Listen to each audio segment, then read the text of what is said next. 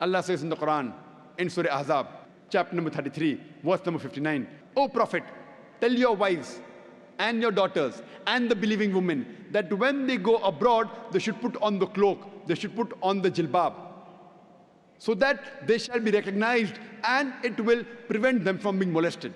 Quran says hijab has been prescribed for the women so that they shall be recognized and it will prevent them from being molested. I'd like to ask you a question.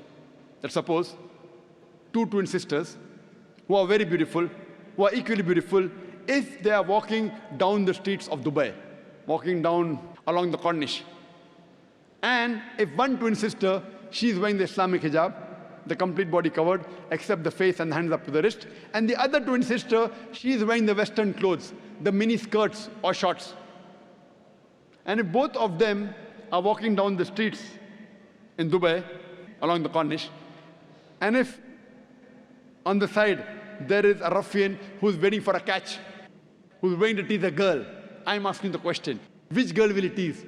Will he tease the girl wearing the Islamic hijab, or will he tease the girl wearing the Western clothes, the mini skirts or short? Which girl will he tease? Which girl? But natural, the girl wearing the Western clothes, the mini skirts or short. If you're inviting, then you'll receive. Quran rightly says that hijab has been prescribed to prevent the woman from being molested. And after this, if anyone rapes any woman, the Islamic Sharia says death penalty. Many non-Muslims say, death penalty? In this age of 21st century, Islam is a barbaric religion. It's a ruthless law. But when I ask this question, and I've asked this question to thousands of non-Muslims, that suppose, God forbid, someone rapes your mother, or someone rapes your sister, and if you are made the judge, and the rapist is brought in front of you, what punishment will you give him?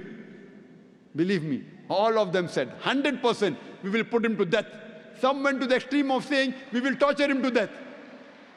So someone rapes your mother, your wife, your sister, you want to put him to death. Someone rapes somebody else's mother, somebody else's sister, you say, death penalty, barbaric law. Why these double standards? Why?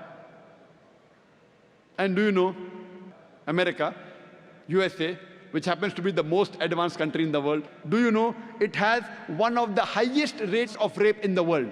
The country which has one of the highest rate of rape in the world is USA. According to the FBI statistics of 1990, every day 1,756 cases of rape took place. According to the statistics of US Department of Justice, in 1996, every day 2,713 cases of rape took place.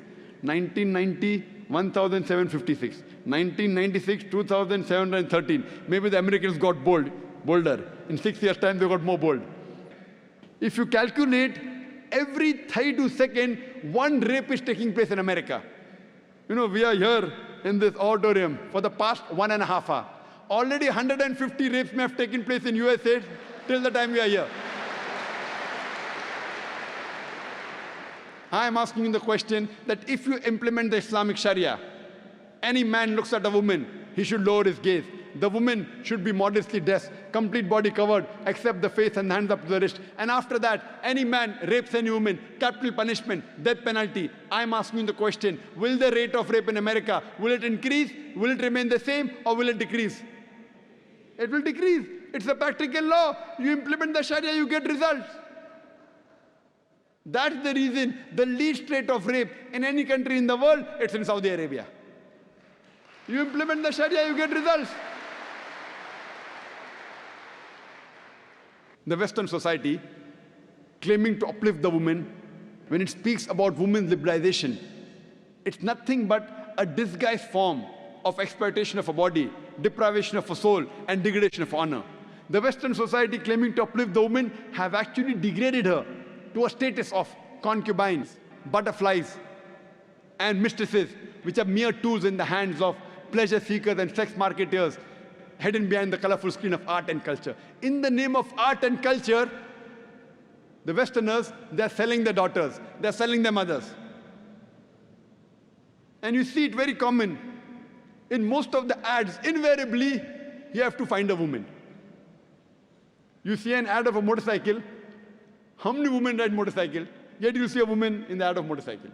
In the ad of a car, percentage-wise, a small percentage of women drive cars. Yet you'll find a woman in the ad of a car. And I was told about a very famous advertisement ad of the BMW. You know BMW car? It's in competition with Mercedes. The youngsters, they prefer BMW. It has a better pickup. It is fast. Someone told me in one of the very famous ads of BMW, there was a woman who was standing in front of the car with a bikini, and the ad read, "Test driver now." Who? The girl or the car? So in the name of women liberalization, they are selling their daughters. They are selling their mothers. We love our daughters. We love our mothers. We love our wives.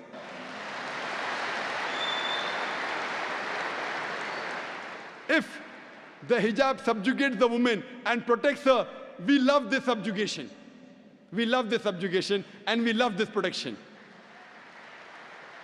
If this is your freedom in the name of women liberalization, selling your body, selling yourself, we are very happy with our religion.